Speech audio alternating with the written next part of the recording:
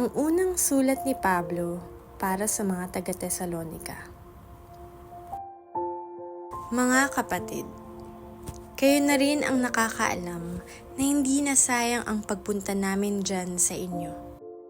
Alam nyo ang mga paghihirap at pag-aalipusta na dinanas namin sa Filipos bago pa man kami dumating dyan. Ngunit sa kabila nito, binigyan kami ng Diyos ng lakas ng loob na ipangaral ang magandang balita sa inyo kahit na marami ang kumukontra sa amin. Sapagkat ang pangangaral namin ay hindi batay sa kamalian o sa hangaring mandaya o manloko. Bagkus, sinubok kami ng Diyos at napatunayan kaming mapagkakatiwalaan. Hinirang niya kami upang ipahayag ang magandang balita at sa dahilan lamang na ito kami nangangaral. Ginagawa namin ito hindi upang bigyang lugod ang tao, kundi ang Diyos na patuloy na sumisiyasat sa aming mga puso. Kahit minsan na hindi namin kayo ginamitan ng mabulaklak na pananalita, ang Diyos ang aming saksi na hindi kami nagpanggap na kaibigan ninyo upang makuha ang inyong pera. Hindi namin hinangad ang papuri ng tao mula man sa inyo o sa iba, kahit pwede namin ipagpilitan ang karapatan namin bilang mga apostol ni Kristo. Sa halip, naging maaruga kami sa inyo tulad ng isang mapagkalingang ina sa mga anak niya. At dahil sa laki ng pagmamalasakit namin sa inyo, natutuwa kaming ibahagi sa inyo hindi lamang ang magandang balita ng Diyos, kundi pati na rin ang aming buhay, sapagkat napamahal na kayo sa amin. Tiyak na natatandaan niyo pa mga kapatid kung gaano kami naghirap at nagpagal habang ipinapangaral namin ang magandang balita ng Diyos. Araw-gabi kaming nagtatrabaho para sa aming ikabubuhay upang hindi kami maging pabigat sa inyo. Saksi namin kayo at ang Diyos na dalisay, matuwid at walang kapintasan ang pakikitungo namin sa inyong mga sumasampalataya.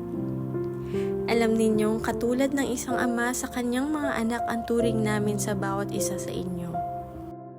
Pinagsabihan namin kayo, pinalakas ang inyong loob at hinikayat na mamuhay ng kalugod-lugod sa Diyos na humirang sa inyo upang mapabilang sa kanyang kaharian at kaluwalhatian.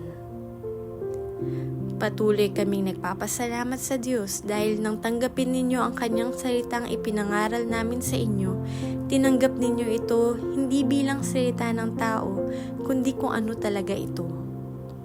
Bilang salita ng Diyos na kumikilos sa mga buhay ninyong mga mananampalataya. Mga kapatid, pinag-uusig kayo dahil sa inyong pananampalataya tulad din ng mga iglesia ng Diyos sa Judea na nananalig kay Kristo Jesus. Nagdusa kayo sa kamay ng mga kababayan nyo gaya ng pagdurusa nila sa kamay ng kapwa nila Hudyo. Silang mga Hudyo ang pumatay sa Panginoong Jesus at sa mga propeta noon. Sila rin ang mga taong umuusig sa amin. Hindi nalulugod ang Diyos sa ginagawa nila at maging ang lahat ng tao ay kinakalaban nila dahil sinisikap nilang hadlangan ang pangangaral namin sa mga hentil na siyang ikaliligtas ng mga ito. Sa ganitong paraan, patuloy nilang dinaragdagan ang kanilang mga kasalanan hanggang sa kasukdulan, kaya ngayon bumagsak na ang puot ng Diyos sa kanila. Mga kapatid, para kaming naulila noong mawalay kami sa inyo ng maikling panahon, sa katawan, hindi sa isipan. Dahil labis ang pangungulila namin na makita kayong muli, ginawa namin ang lahat ng posibleng paraan upang makabalik dyan. Gusto naming bumalik dyan sa inyo. Ako, si Pablo, ay ilang beses nang sumubok na dalawin kayo ngunit hinadlangan kami ni Satanas. Hindi ba't kayo ang aming pag-asa at kagalakan? Hindi ba't kayo ang gantimpala ng tagumpay na may pagmamalaki namin sa harap ng Panginoong Hesukristo sa kanyang pagbabalik? Oo, kayo nga ang aming karangalan at kagalakan.